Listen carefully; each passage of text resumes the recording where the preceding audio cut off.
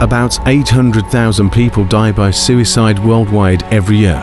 Over 13,000 students died in 2021 in India at the rate of more than 35 every day.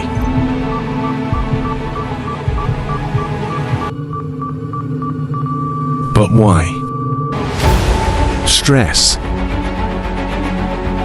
depression, lack of happiness, pressure. Folk presents Yoga for Happiness. Yoga is not just about postures. Then what exactly is yoga?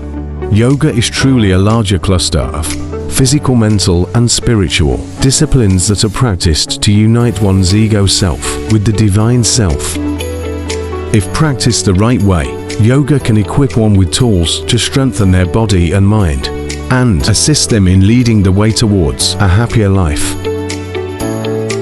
Yoga for a Happiness program highlights 8 essential principles that lead the pathway to such a true practice.